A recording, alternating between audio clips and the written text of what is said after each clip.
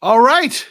What is up, everyone? It's TCR Live Post Game. We are here after a Cardinals win, which is nice. We're not used to those this year so much. But, hey, I'll take it. So, Evan, how are you, sir? A lot better after this win, I'll tell you that much. A lot better. Yeah, for sure. It's a better mood to be in after a win, right? So we're going to talk about this game. We're going to talk about some of the things that we observed. I still feel like this season we're playing for next year. I mean, yes, mathematically we can get back into the playoff race, and this game helps those chances, but we're still with all the tiebreaker situations like I've talked about in the past. I still feel like we're looking towards next year. But hey, listen, if they turn it around, I will gladly, as a fan, eat those words.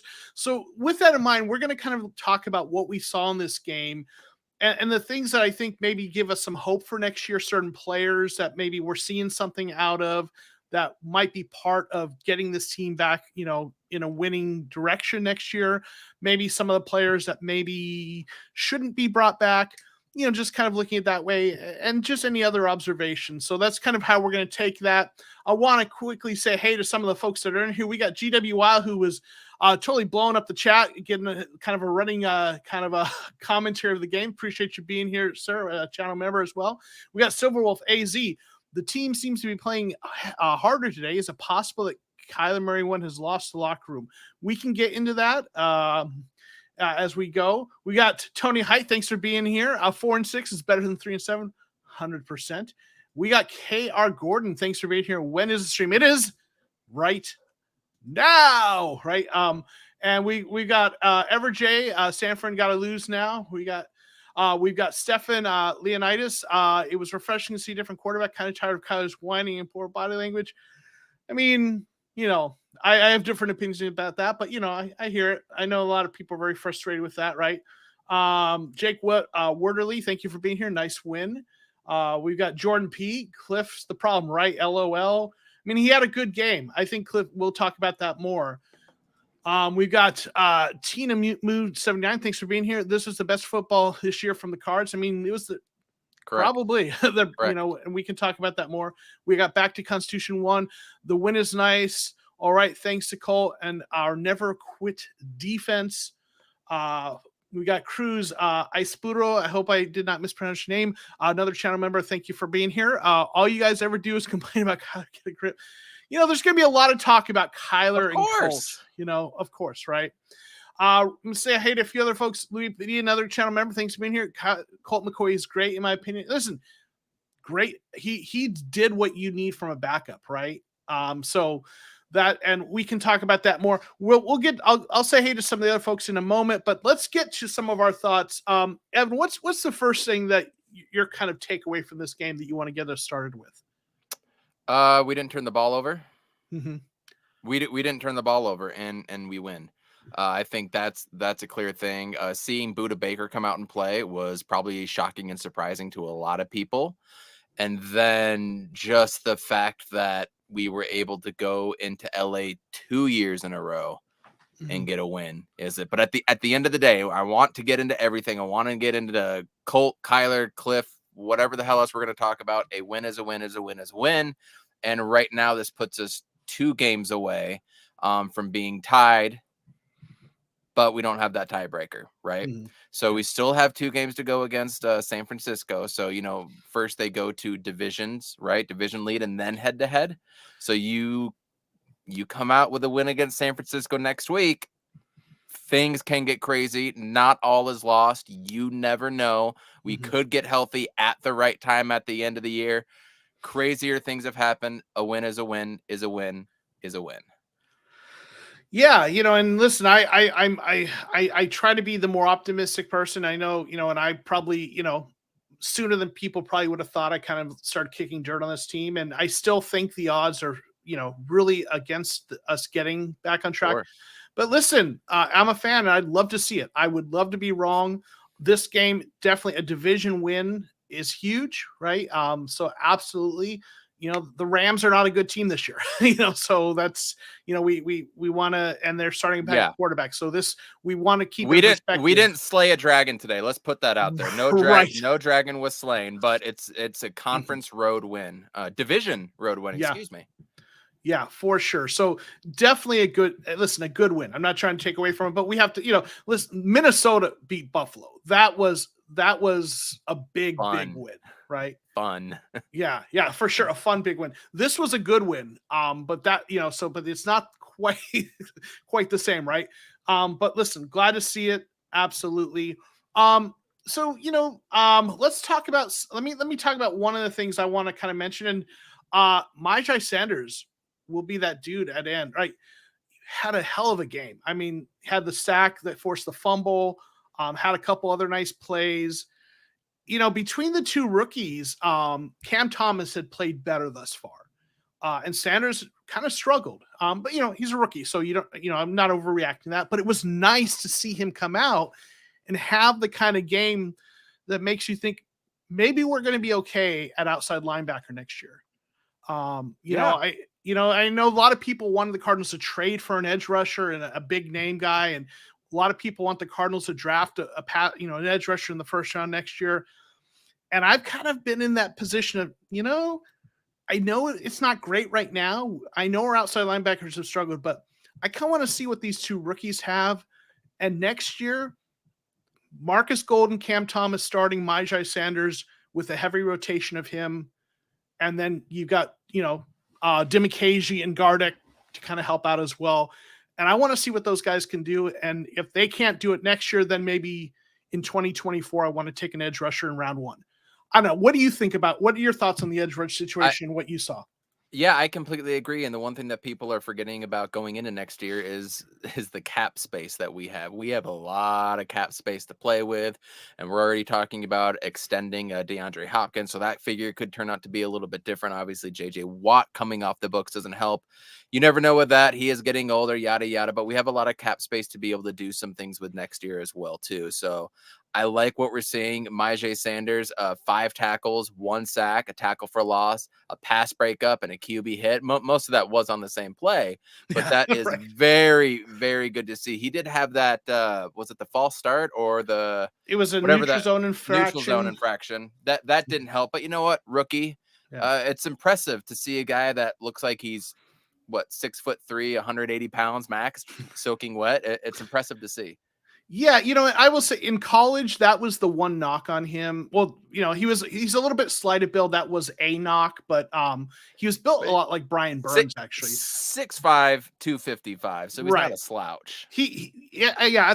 During the combine, because he had been ill, he was down to like 227. So that was one of the things they talked about with him. His playing weight, in college is more around 240, and he looks like he's bumped it up. But the one knock on him, aside from that, was actually that he had a lot of offsides penalties because he's got such a quick first step, and sometimes he jumps it just a little bit. He's just trying to kind of, get that first step. Hey, I just realized we kind of match. Yeah, man. There you go. Nice. Awesome. So what I saw, and I take notes of the game. I'm like, Myjai Sanders with the neutral zone fraction. That was an issue in college, but you're gonna have to live with that with a guy with his first step. But rookie mistakes for sure. So that was nice to see that. So absolutely. Real quick, let me say to a few more people, then we'll get some more of your thoughts. We got real Tiki God 2. He thinks Colt McCoy is better than Kyle, in my opinion. We'll talk about that a bit. Budda is that dude.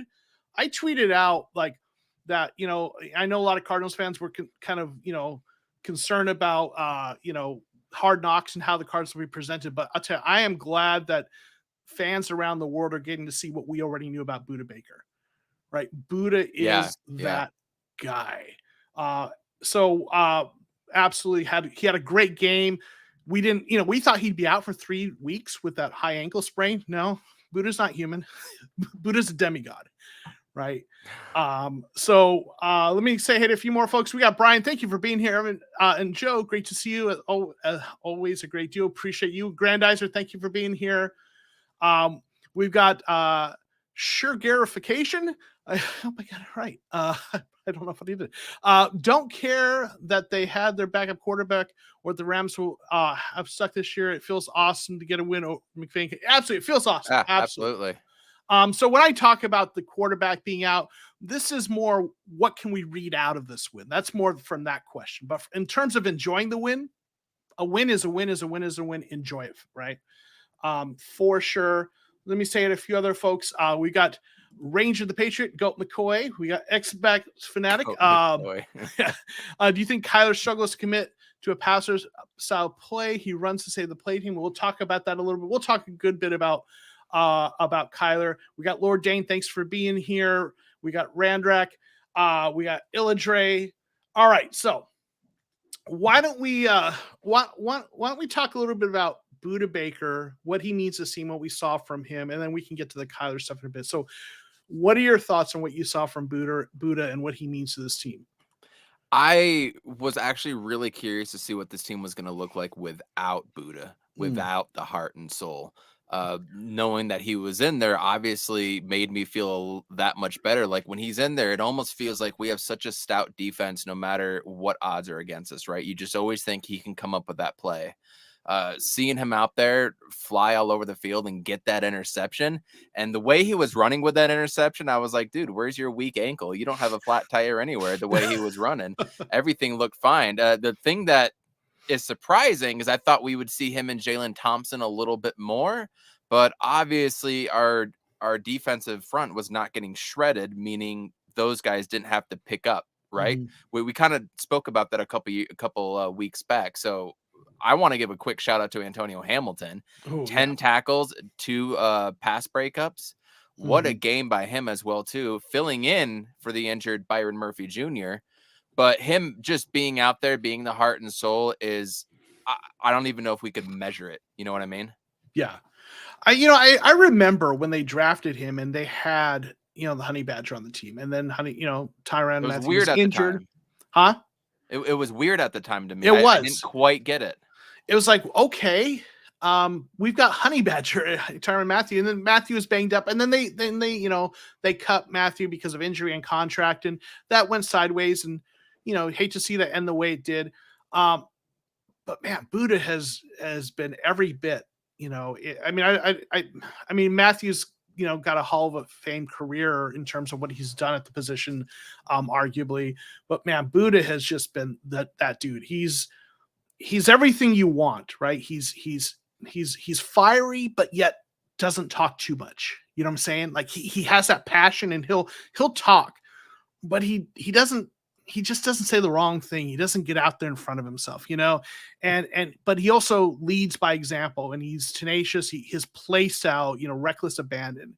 And then what you see in this, like, I know he had to be in pain. I mean, ankle sprains hurt. I'm sure most folks have had them, and especially severe ones. I had one years ago. That when you step on one of those, it hurts. And I'm sure he was in pain, but that dude is a beast. I mean, one of my favorite Cardinals of all time. I'm sure a lot of people here would agree. So, yes. I mean, he's right there with Adrian Wilson for me, and like Kwame Lassiter when you talk about the top safeties. Obviously, Pat Tillman. But when you talk about Arizona safeties, it's those dudes right there. 100%. Let me say hey to a few more folks. We got Calvin, another channel member. Thank you for being here. The entire team had a good showing, about damn time, right? 100%. We got the OC. He thinks K1 is most overrated quarterback in history. I do not think that is the case at all. But that's a whole longer conversation about how salaries go and with quarterbacks over time. But thanks for being here. We got MKT Bongo. Thanks for being here. Super Bill. That might have been our Super Bowl with. But yeah, if Bill Bidwell wins a Super Bowl, we can call it the Super Bowl. That is just fine. Right. Classy Nasty wild card season, baby. Hey, I hope you are right. We got Troy Honecker. Thanks for being here. Mixed feelings. Good to see a W, but kind of want a better draft pick. I feel that. Right. Real quick, did you happen to see, was it this past week or the week before, the miracle in the desert with the Cardinals winning against the Vikings, where it ruined our number 1 pick at the time? Did you see that? No. Is this like a video that's out or something? Yeah, it's a video. It's when Jake McCown went in and threw it Oh, I heard to about Nate it. Poole in 2002 or 3 or something like that. Okay. But then that was the draft that we drafted Larry Fitzgerald. I just kind of remember that, Oh. always wanting to lose to get the better draft pick, and so that just triggered me. But you check Oh, it out. yeah. I'll send it to you. It was really Yeah, good. okay. I saw some stuff about that on social media. I haven't watched it though. Okay, cool. Awesome. We got D West here. Thanks for being here. Appreciate you hanging out. All right. Evan Keel, thanks for being here. Difference is night and day, yet coach, GM, and O-line are constant. Hey, gents, we got Robert Moore. Thanks for being here. We got Cole Larkin here. So can we finally admit we don't have the worst coach and our quarterback was holding us back? No. No, I do not believe our quarterback was holding us back. And I never thought we had the worst coach. I think there's issues with Cliff, and he's not the best either. Let me just throw one thing out there, though. Small sample size. This is one game. If you were drawing like long kind of thread conclusions from this, like you can't just say this clearly means Kyler was the problem, or this clearly means Colt needs to be the starter. It's one game, and like if you watch enough football, you'll see like the Case Keenum had a stretch of games that got him a heck of a contract, but he's not a starter anymore. You know what I'm saying? Josh McCown had a stretch of games for a while as a starter that looked amazing. Things happen. Players have great games, even great stretches, and Ryan bad games Fitzpatrick, man. right, bad games and bad stretches. And what you have to do is over the long term, like I am still convinced that if Kyler Murray leads this team through this 17-game season and then Colt McCoy in an alternate universe leads the same team through the same 17-game season, Kyler still wins more games overall. Now, someone might disagree with me. That's okay.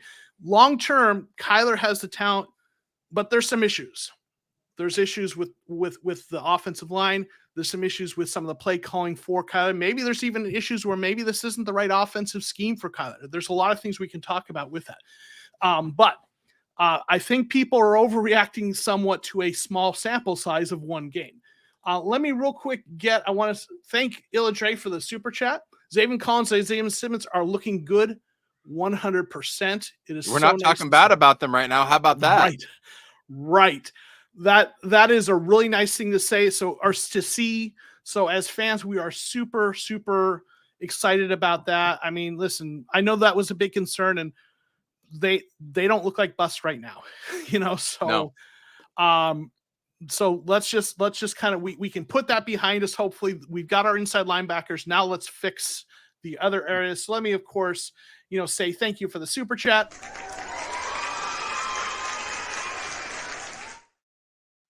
Okay, let's get into the topic I know everyone wants to talk about. And I know you want to talk about Kyler Murray, Colt McCoy.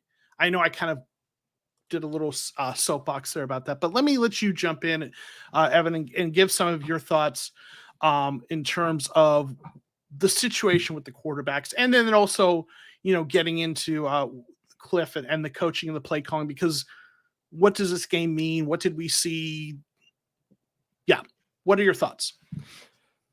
First thing is it clearly shows Kyler's immaturity, in my opinion. What we're seeing from Colt McCoy. You see Colt McCoy being able to read the defense quicker, make a quicker decision, and sometimes make a better pass. The decision making seems to be better right now with Colt McCoy in this game. But I'm even going to go back to last year when Colt played 3, 4, 5 games. I forget how many games it was, but he only lost one, and that was that really weird Carolina game where they just ransacked us, right? Look, talent wise, no, Colt McCoy is not better. Arm strength wise, downfield accuracy, pure athleticism, speed, all that stuff, 100% Kyler Murray, and it's not close. When it comes to quarterbacking, which is reading the defense, which is finding your outlet quickly, which is the accurate, quick passes, the slants, those types of things, we can have an argument that Colt McCoy is a better quarterback right now with all those things mixed together. We're talking about quarterbacking, not being talented. So when you're talking about it and you want to come at me in the comments, I'm talking about quarterbacking. There's a big difference than having a play breakdown, him running out and making 90% of the throws that way, right? When it's inside the offense, running the offense, everything within the system, Colt McCoy looks like the better option right now to me. But with that said, I'm not about to bench a $140 million player, right? He's got to learn to be able to do those things. But we are not seeing Kyler Murray breaking down defense, getting the hot reads, quick reads, and doing things like that. We see him bickering with Cliff, which we don't see with Colt McCoy. In fact, at the end, Cliff and Colt were smiling together, which I was like, man, I kind of wish we would see that a little bit more with Kyler. On top of that, though, one thing we did see a few instances where we did have trouble getting the play in on time. That to me leads me to believe that is not a Kyler thing. That is definitely a Cliff in a system thing. So that still persists, right? But it seemed less today than it was a couple games, but there was a couple game stretch where that wasn't even an issue, like the Saints game. That wasn't an issue at all that game. So to me, that's more of a communication thing, and that's always going to be on the head coach, in my opinion.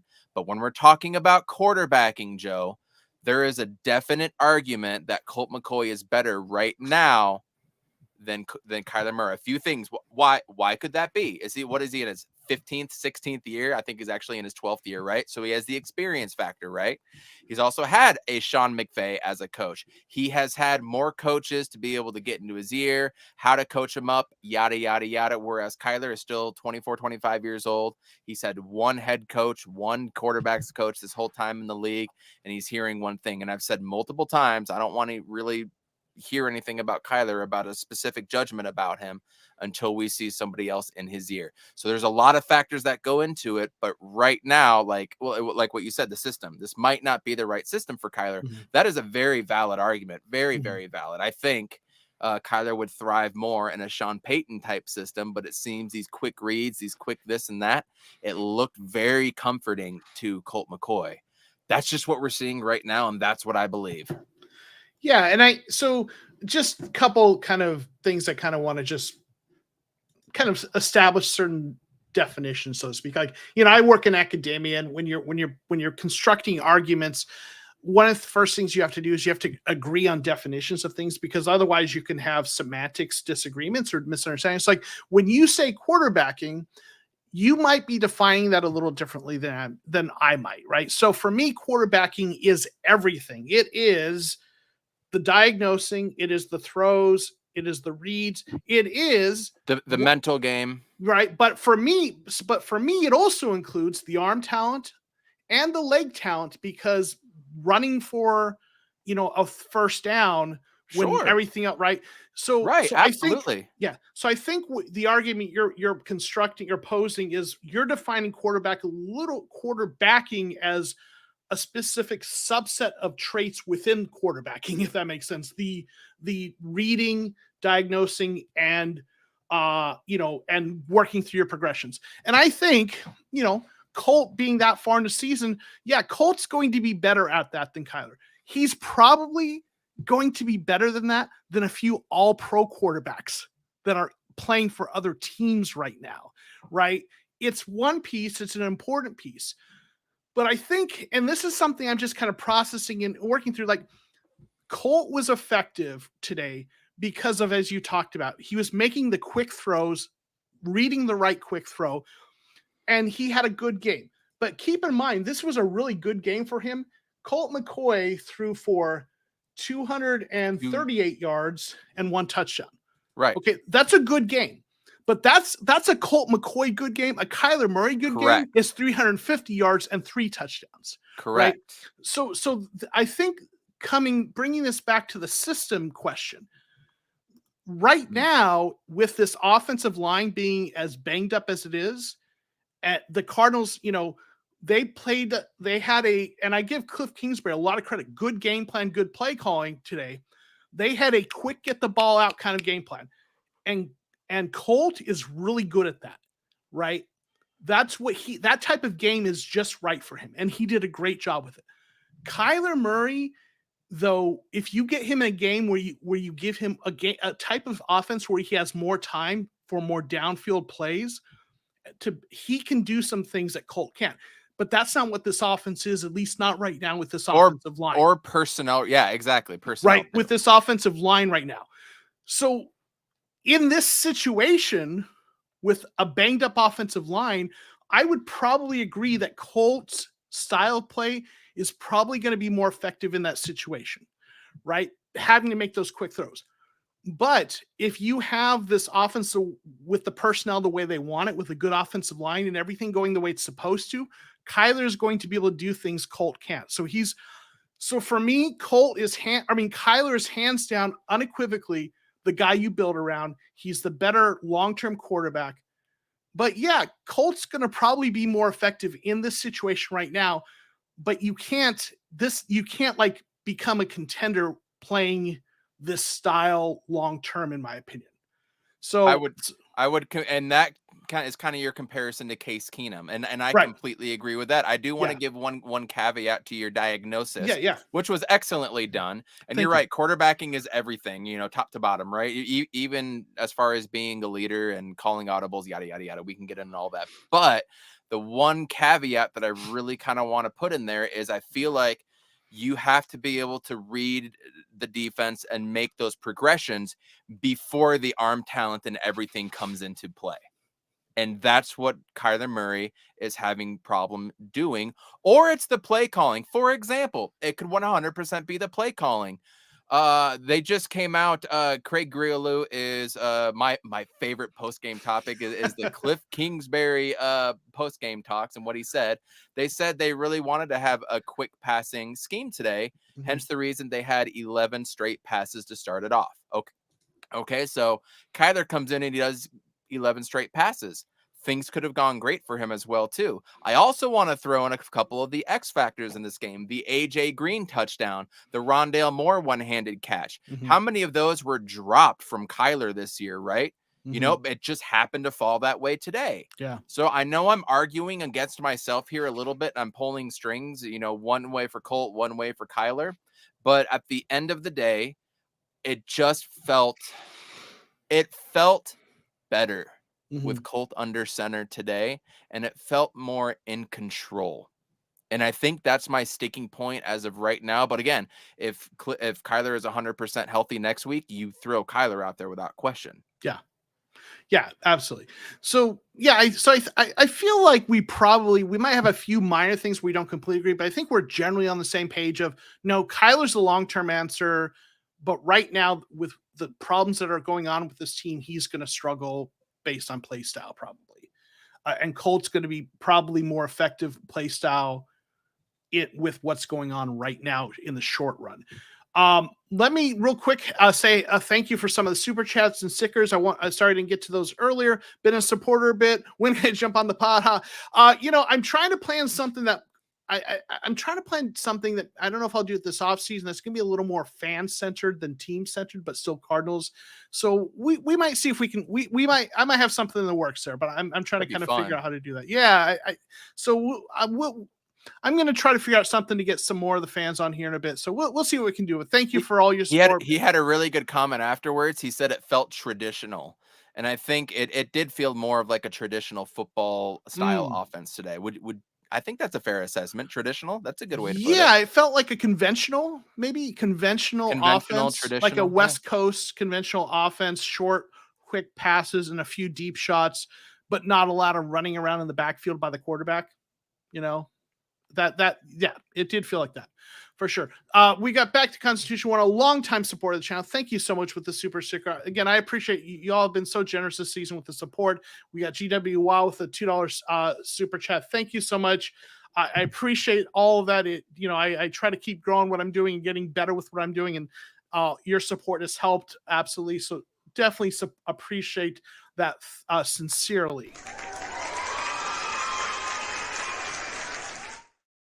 Oh, Zach Ertz update. Okay, update. yeah, and someone asked about that in the comment. Yeah. Kingsbury just said, we don't know the extent of the knee injury. That is all we're going to get today, folks. We don't know the extent. It didn't look good. I mean, he was able to walk off the field. That doesn't mean anything, though. I know. Well, I mean, it could, it's not, he didn't tear all three of his ligaments. That's what that probably means, but he could still be gone for the season, right? You Do know, you remember so a couple years ago in 2014 or 15, you saw Carson Palmer walk off? He had an ACL mm, injury, and like mm, right when he was stepped off the sideline, it like buckled a little bit, and that's when they think he snapped it. So you ouch. walking off doesn't Yeah. mean anything. Yeah. So, you know, it's yeah. So obviously, I mean, that's sad for him concerning. But you know, at this point, I mean, you know, and yeah, Kate Art Gordon, I will say that Ertz injury hurts. Yeah. I mean, it's sad to see it. You know, he's such a great veteran. And you know, hate to see that. But you know, that's kind of the way things have gone for the Cardinals. Sure, injuries are one of the most injured teams in this you know, in the NFL this year. Kind of like the Ravens last year, man. Yeah, yeah. So, man, I'll tell you. And so it is what it is. No. You know, we're going to see McBride, you know, and I imagine we will see Max Williams. He's on the practice squad. I imagine we'll see him elevated, right? That'd be So, nice. uh, Joe, AZ Sports guy, y'all interact with us. Well, Mike, I know Mike. Mike's a good dude, so I'm not going to go comparing. But I try to make a point to, you know, as best I can. I can't get all the comments, especially when you have a lot of folks, but I try. So, but thank you for the support. I appreciate that so We're all much. supporting the same team here. We're all Yeah, supporting. yeah. You know, and yeah, there's a lot of conversations about how there's we all kind of bring something to the space, right? So, yes. Okay, Evan, what else? What else you got from this game? I mean, for me, Rondale Moore and DeAndre Hopkins, man. 10 for 98, 9 for 94 by Rondale. Mhm. And couple that with one, not a single Eno Benjamin run. Yeah, yeah, That was crazy. James Conner had 2169, but only 78 yards overall on the rushing. That was honestly to be expected, mhm, given the O-line lack of depth, if you will. yeah, But I was really surprised with DeAndre and Rondale Moore. And this is the first game Colt McCoy played with DeAndre Hopkins, you know, yeah, because he was out the whole time last year. So think about that. So it was nice to see that. It was nice to see Rondale go down and do quite a few things downfield. That one-handed grab was a beauty. Again, yeah, those are the type of catches that Kyler could not get to save his life this year, right? yeah, Everything to AJ Green was just like this again, right? It was right, 100% that. So football's funny, man. It is just different the way everything goes depending on the game, the quarterback. I mean, there's a couple plays during the season. What if the Cardinals got that? Okay, well, what if Rondale Moore did not make that catch? It had gone to fourth down. We're only up by 7. It goes to the other team. Who knows what happens, right? yeah. Football is weird. All of a sudden, we go up and we win 27-17. Now he had that one that he dropped that was right off his hands earlier in the game, but he made up Correct. for that as time went on, right? In fact, that was just I know he had to be killing himself for that one because it just that thing just bounced off his hands. He could have had some open grass to Uh, run through, I but I understand that comment right there, and we appreciate the super chat, of course. One of game course, with Colt, that's true. But if Ertz doesn't go out, do they throw to Ertz more, and everybody now yeah, has 60 or 70 receiving yards like that? yeah.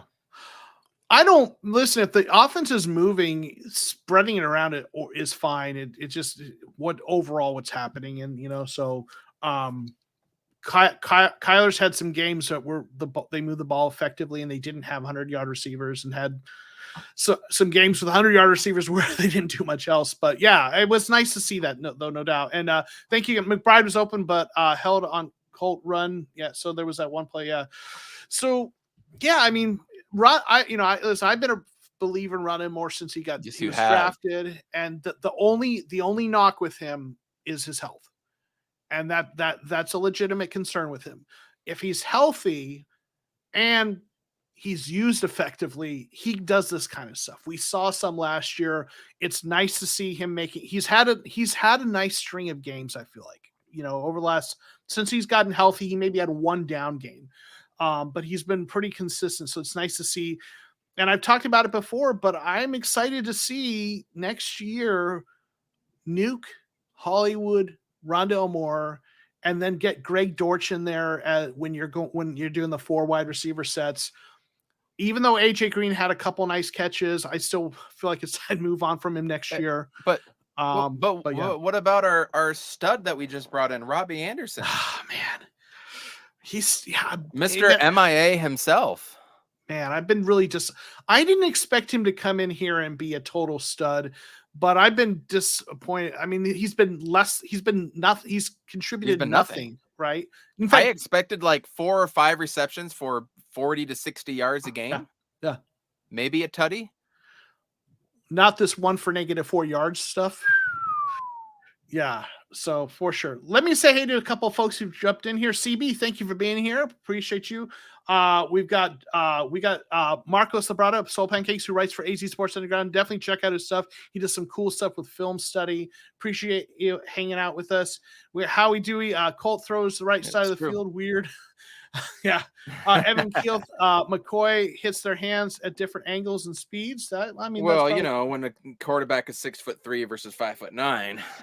I guess that could happen. Is he 6'3"? I thought he's more like 6'2", 6'1", but he's taller than Kyler for sure.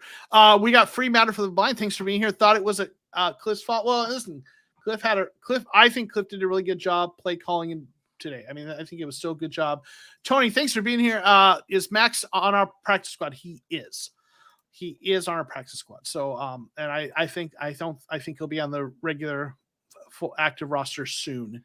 Robert G, thanks for being here. Definitely missing the production from Connor and Kirk this last year. Yeah, it was nice to see though. Connor had a nice game. I mean, this was a Connor game, right? This is the kind of game he had last year. He didn't have a ton of games where he had lots of yards, but he had multiple games where he had 2 touchdowns and like 50 yards or something like that. Yeah. So this felt like a Connor game too, right? Okay. I got something else for you on the flip side. Oh, here, go ahead. Super chat. Do we extend Hop and Hollywood this off season? And then he's saying Anderson is bad because Cliff play call in time. Maybe. I mean, I would be interested to see what Anderson could do as a number 4 receiver on this offense if he's been through training camp. But you can't pay him a lot to be that role. I wouldn't mind having him back as like a number 4 or 5 receiver on a team friendly deal. That there's worse players you could have in that role, right? But I'm not paying him a lot of money and I'm not giving him a featured role. But I'll let you answer this question first. I mean, what do you with Nuke? Unequivocally, yes. Unequivocally. Yeah. Like it doesn't. No, unequivocally. Like, do you remember watching Fitzgerald and Anquan Bolden together? Mm-hmm.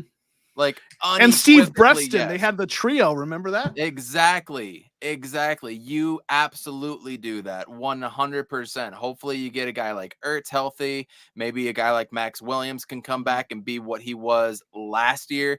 You absolutely do that. No matter what quarterback you have, no matter what system, you have to have wide receivers. And we could arguably have the best tandem of wide receivers going into next year. Yes.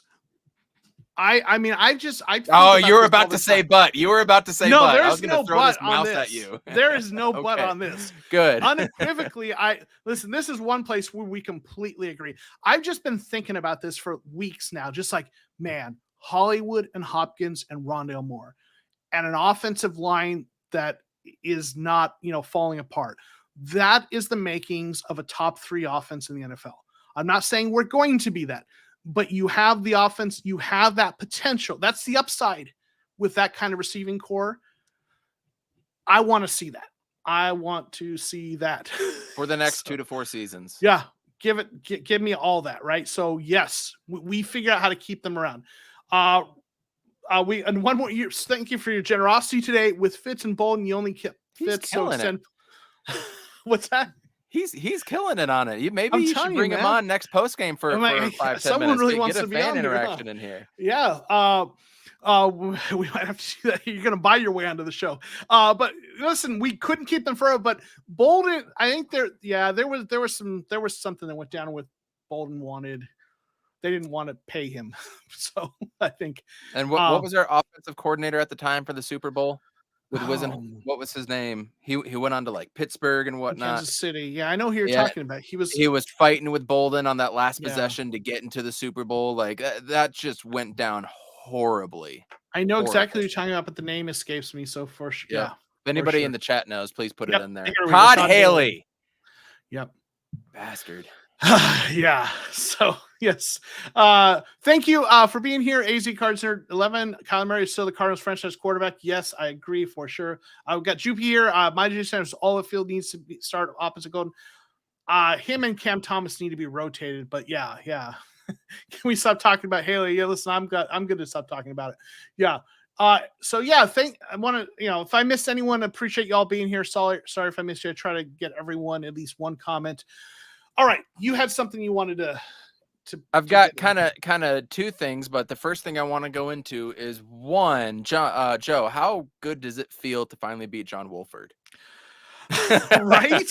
Like that's like just the most random like backup dude who's got our number. The pride of the Arizona Hotshots. I'm telling you, man. Yeah, right. That's a nice dub. It's not quite at the same level as when we finally got a dub against Sean McVay, but that's a nice dub. Yeah.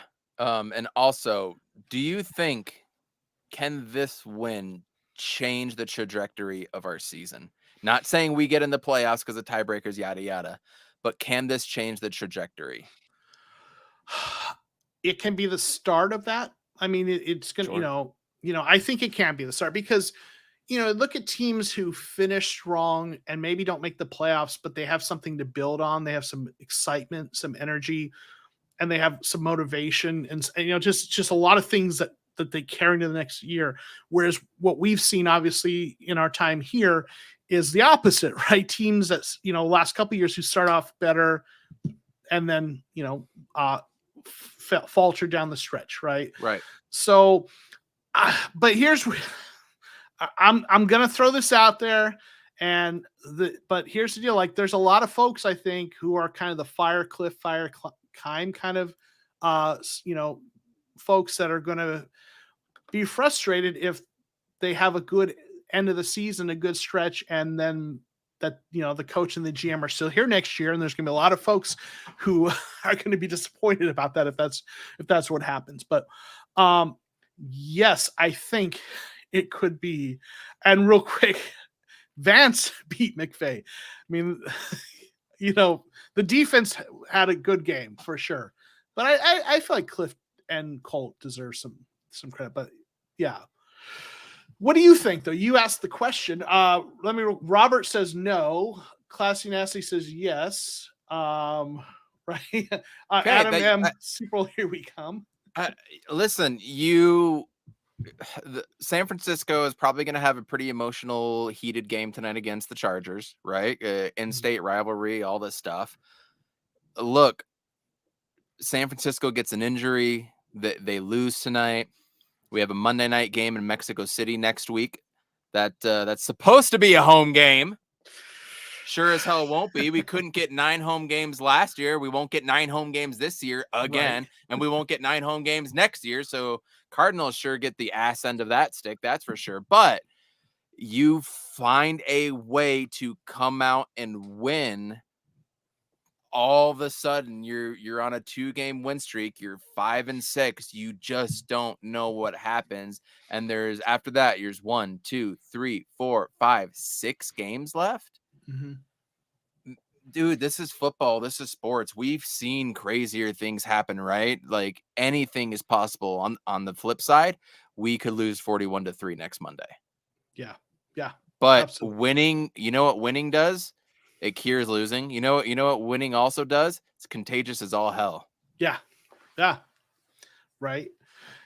That's true. And and when you start, there's some players who maybe aren't used to that here yet.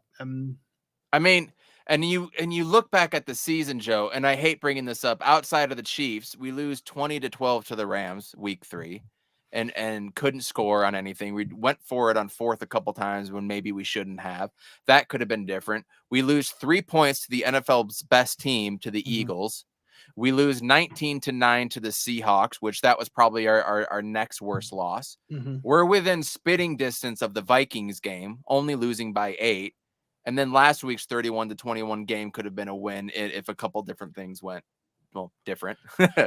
So like it's not out of the question It's Mhm. not. Did it cure our trajectory? No. Mhm. Did it help stir the pot a little bit? Like, yeah. The thing about athletes is, if anybody's seen the movie The Replacements, the things that athletes worry about is what they call quicksand. If you remember Keanu Reeves talking about quicksand, is you just keep struggling no matter how hard you Mhm. try. It just keeps getting worse and worse and worse. Well, same is said on the other side, especially in basketball. Eddie Johnson says it on the telecast all the time. You're 0 for 4, 0 for 5, but you get to the free throw, you make 2 shots, you get a layup, and all of a sudden, you just Mhm. start clicking. Professional athletes, you start winning, good things can happen. Yeah. And, I always like the saying, something doesn't start happening until it does. So, right. They weren't winning until they were winning, right? You see this so often, like, players struggle and all of a sudden something starts turning around and it doesn't happen until it happens. And sometimes things go wrong and then you get a few things going right, like you said, and it turns it around, right? For sure. Got a question here. K Gordon again coming up strong with the super chat. Legit He must have won question. on DraftKings today, baby. I'm telling you. You must have had Justin Fields on your daily. I had him as my replacement quarterback a couple teams. My wife sat him today. Oh no. And Oh, then no. I was told I was supposed to say this. She asked me if she should play Connor or Michael Gallup in her flex. And I was like, man, we're going up against the Rams in Los Angeles. 4 out of our 5 starting offensive linemen are out. Colt McCoy, Aaron Donald. Like I would sit him and she's mad at me. So you both had a bad call. So What are you gonna do? Fantasy it be football like that stupid. sometimes, It'd be like that. Yeah, for Look, sure. this is a good question. Go on, please. Do we think this play call or how this game went, does this change how we play 49ers to win Monday? I think this could help. So do you think the way the play calling was, the way things went this game, does it change how we play? If we try to do this again, are the 49ers going to be ready for that? Right now that it's on film, are they going to practice it? And so we can't do that and we have to do something else. Part of me also thinks that their defensive front is going to be the best that we've seen. So we need to do Mm-hmm. this exact same thing again. But are they going to be ready for it? Right. So that's a tough one. I mean, when you have the recipe for success, you're going to try to make the same dinner again. Right. Mm-hmm. Yeah. And I think when you look at this play calling, we're talking about this like this is a new thing. This is kind of how they designed the games for Colt last year and how he won 2 out of the 3 games. The Correct. 2 games that he won looked kind of like this. The one that he lost was a shit show, but the 2 that he won looked like this. And so I think if Colt McCoy is starting, this is the kind of play calling and the game plan they're going to have. And it has a decent chance to work, but no guarantee against that front. I think, you can't win consistent. You can't win long-term like this with Colt, like all the time, because he would be a starter if you could do that.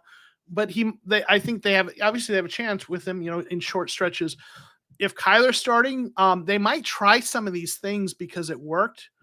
This time I just wonder, why weren't they trying them earlier? But what you said is Colt went 2-0 last year doing the same thing. And by the 3rd game, the Panthers, who were not a good team, were completely onto it. Yeah. And they blew that whole game plan up. So what are the Niners going to do? And that's the question. Well, one of the games he won was against the Niners, right? So correct. So that was the Eno Benjamin just flat ran over our XDB. Who was that? Who was the guy that he ran over? He played for us for this season. Dre Kirkpatrick. Yes.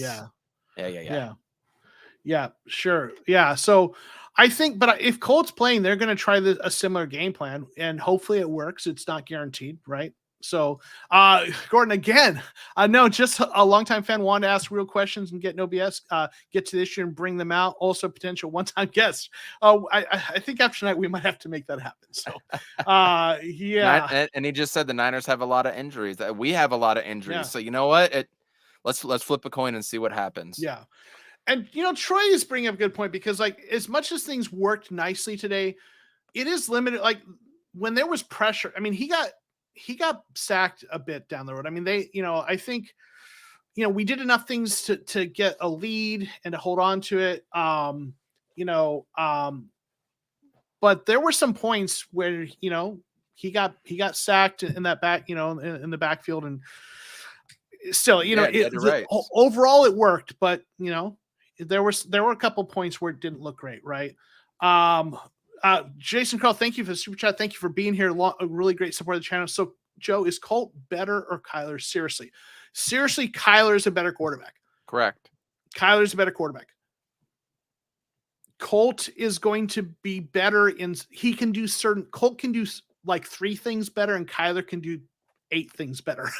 The 3 things Colt does well, they used really well in this game, but he has limitations.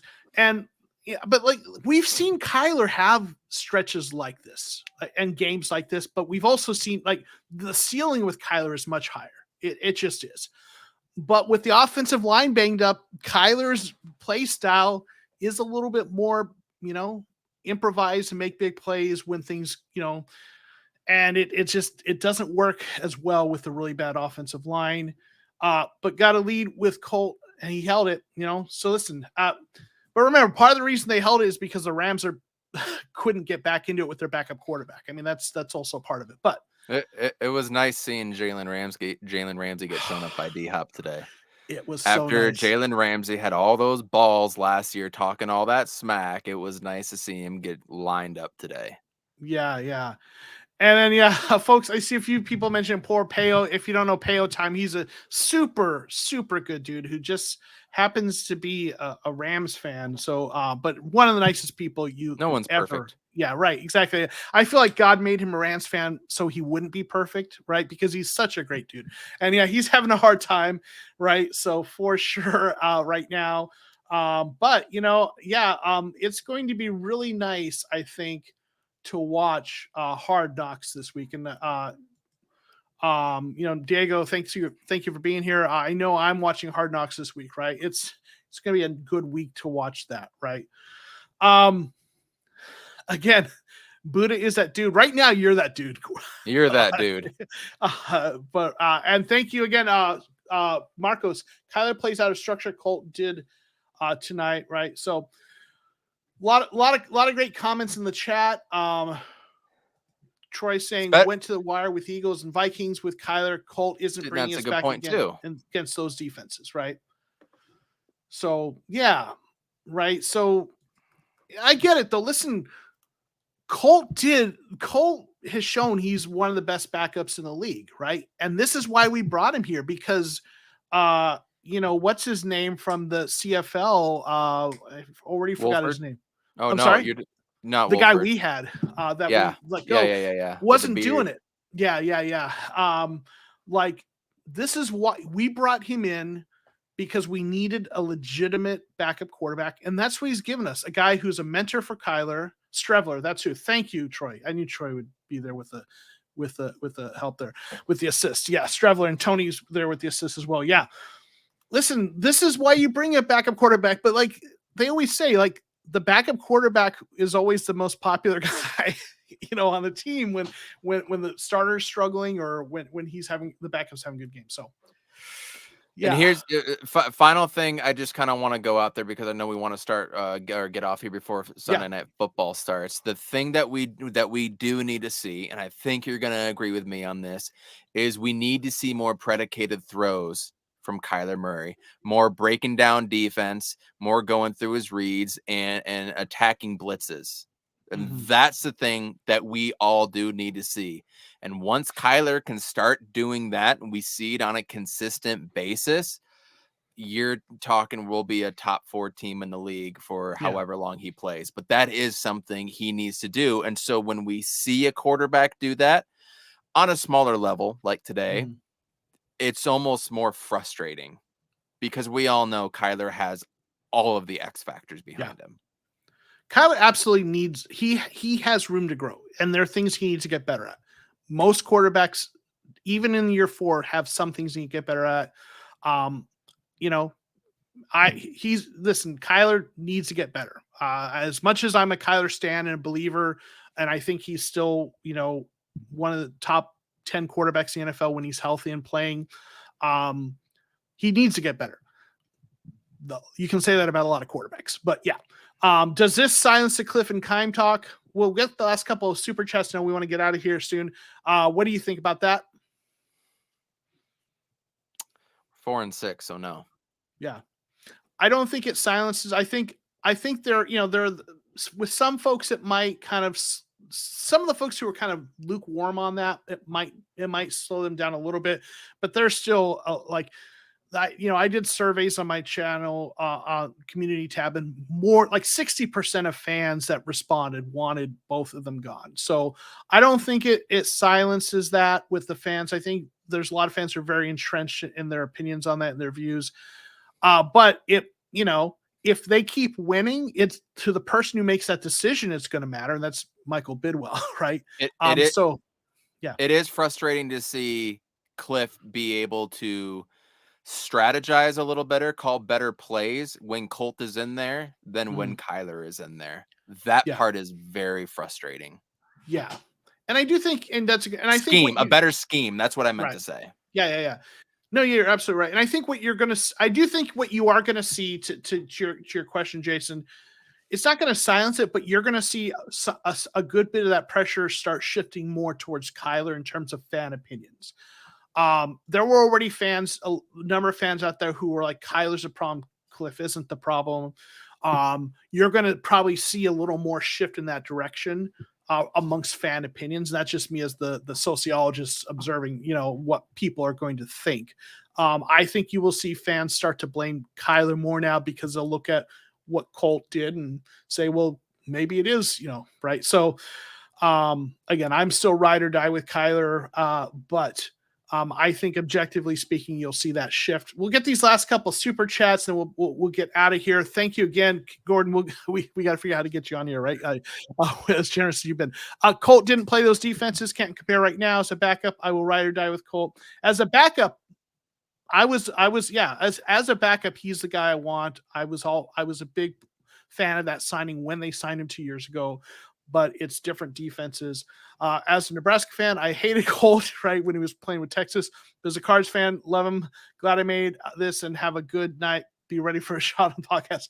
All right, well, we'll have to talk about that. Figure out how to get you on here. All right. Hey, last thought. How long is Hollywood out? Is he officially out for the season, or is he coming back? I think he's gonna be back. He was gonna be at least 4 games, and there was something on Twitter where he's kind of saying, I'm gonna be back soon, 6. So okay. Yeah, I think we're gonna see him this year. If we can get through the 49ers and Chargers, we're gonna have a bye. And then it's the Patriots, and there's 1, 2, 3, 4, 5 games left, including the Patriots game. Never know.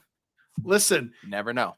If I have to eat crow about saying that last game ended our season and some reverse jinx the Cardinals in the playoffs, I will gladly be the heel of that. I will gladly be the person who eats crow because karma said F you, Joe. So I will serve it to you. I would love to, but I would have said the same thing had I had been on last week. Yeah. So there you go. So Jason, thank you. Appreciate you being here. Gordon, thank you. All right.